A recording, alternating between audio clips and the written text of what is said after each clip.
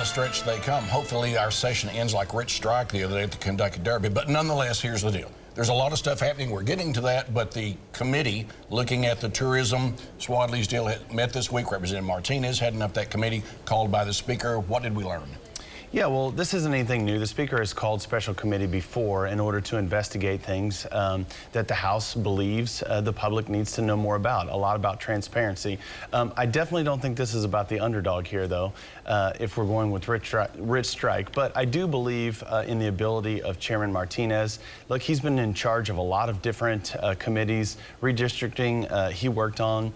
He's also been over business and commerce. I think he'll get to the bottom of things right now. What's most important is that we learn about the facts and that we stick to the facts and that we make sure that this all gets out before election time.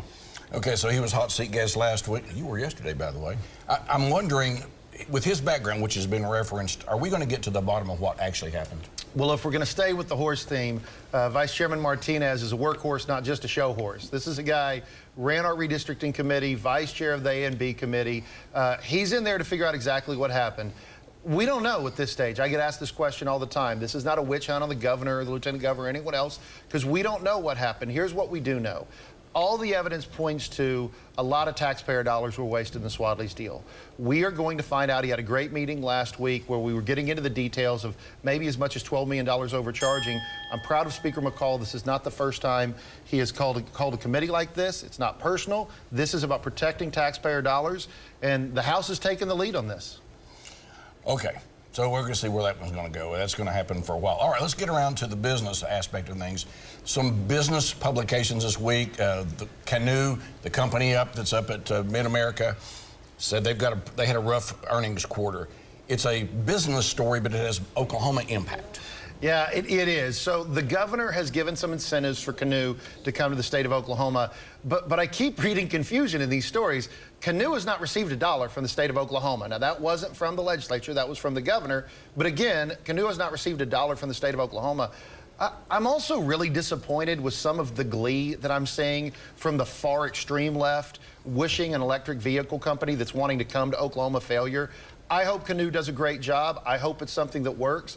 But we're not going to invest, obviously, those dollars unless they come in, produce the assets, create the manufacturing plant. So again, EVs are risky as we're going through them, but the lead that keeps getting buried is not $1 has been given by the state of Oklahoma to Canoo yet. And there's another business story. The Panasonic thing continues to intrigue, but it's off the front page right now. We'll get to that later. Your thoughts about this Canoo story?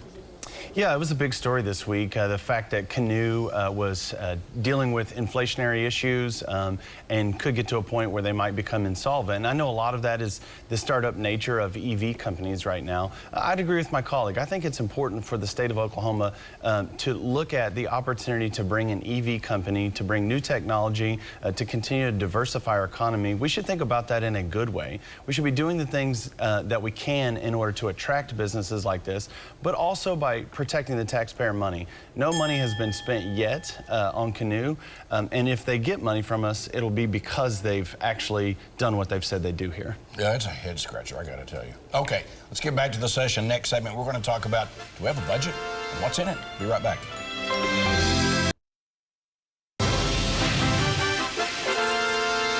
We're back, and I keep trying to read the tea leaves on who's meeting with whom out at the Capitol. The question is, are we pretty close to a budget? Because when we are, that means the end is near. Well, I think we are. As a matter of fact, I expect a budget to be done next week. Now, constitutionally, we have to be done 2 weeks from now, but I think you're going to see a good budget deal. I think you're going to see a lot of investments that we've been talking about on this show for a long time. I think you're going to see investments to get new teachers into the state of Oklahoma, new nurses, new engineers. I think our Chancellor Garrett with higher education has been doing a wonderful job with Chairman Hickman on that board.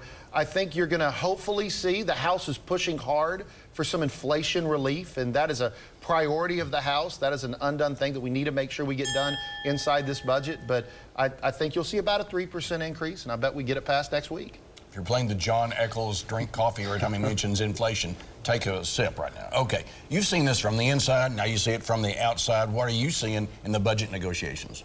Yeah, you're seeing all the things that would lend you to believe that the end is near. There are a number of sine-die parties that have been taking place. People are getting ready to pack up things and head home. But the last thing that have to get done is the budget. That's something that has to be agreed to by the Senate and the House. It appears that the two of them have gotten together, worked out some of those differences, come forward with a budget. The real question is going to be, is that budget something that the governor's team, the executive branch, is going to accept or not? The word was that they were brought in late into this process, and so we'll see whether or not the governor and the governor's team like the budget that comes forth from the House and Senate.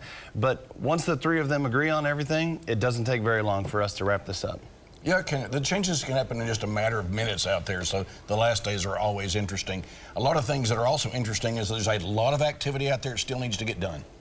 Yeah, that's correct. There's still a number of bills that are still alive, and here's the deal. Once the budget's finished and they start running the pieces of the budget on the floor of the House and the Senate, then everything that's left is in jeopardy of not getting done, because it'll go real fast here at the end. I think the thing that's left that the public should most worry about is probably stuff that should be left and not get passed. There are a number of social bills still that are out there. There are a number of what I would call unnecessary gun bills that are out there. That's more just virtue signaling to the public.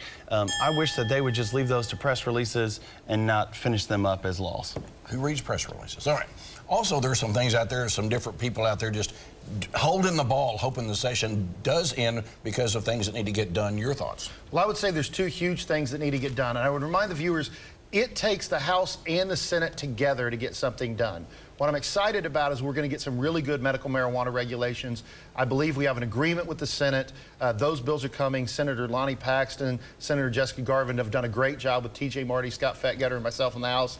What has not yet been done that the House is pushing hard and we need agreement for is some type of inflationary relief. Citizens deserve to, when this great excess, to have some of their tax dollars back in their hands, whether we're talking about tax on groceries, income tax, or whether we're talking about putting money back in their pockets. But that, I think, is a huge miss that the House is leading on. I hope we find a way to get it done. You have to go get your second cup of coffee now because he said it twice. I know you've taken 2 big sips.